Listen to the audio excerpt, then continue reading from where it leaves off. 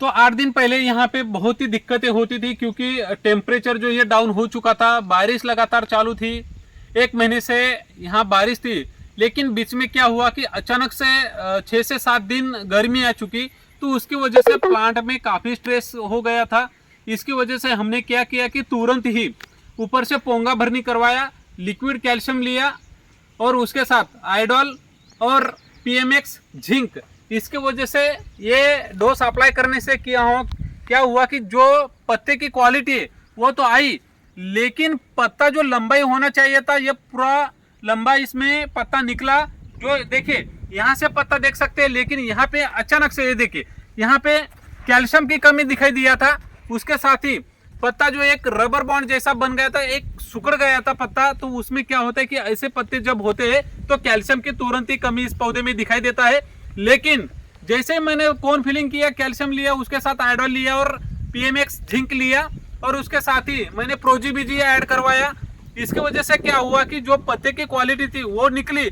पत्ते में जो गैपिंग आना चाहिए था वो पूरी गैपिंग आ गया और पत्ते की एक क्वालिटी देखिए आप। ओवरऑल पूरा अगर पत्ता देख सकते हैं, प्लॉट देख सकते हैं, तो ग्रीन हो चुका था।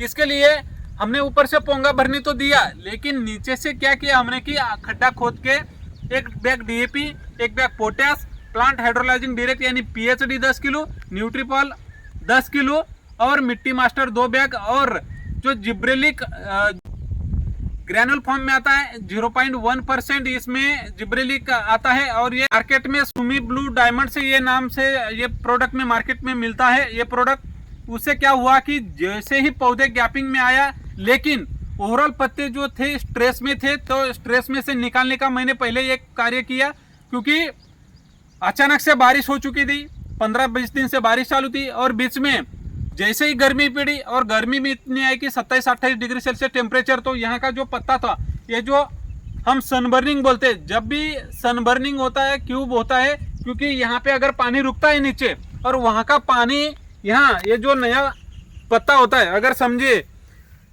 यहाँ का पत्ता यहाँ पानी भरा हुआ रहता है और ये पत्ता नया निकलता है, तो यहाँ का पानी जो है ये गर्म होता है और इसके वजह से ये जो नया पत्ता निकलने वाला होता है वो गर्म पानी की वजह से वहाँ एक स्कॉर्चिंग आ जाता है।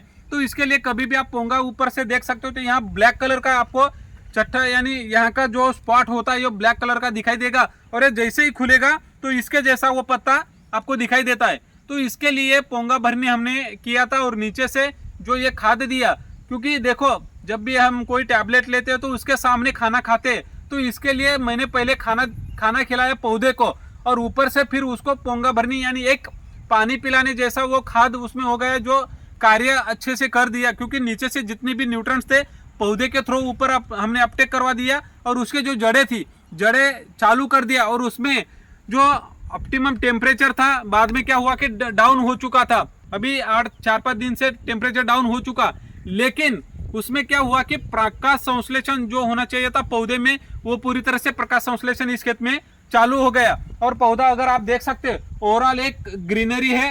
एक 48 दिन, बहुत ज्यादा दिन का ये प्लॉट नहीं है, 48 दिन का ये पौधा है।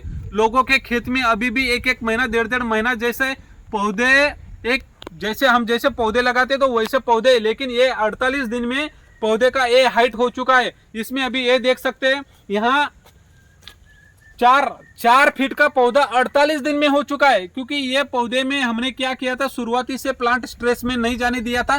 प्लांट जैसे स्ट्रेस में चला जाता है तो उसके सामने आपको वैसे शेड्यूल बनाना पड़ता है, वैसे शेड्यूल आपको देना पड़ता है, ऊपर से हार्मोन्स भी आपको देना पड़ता है।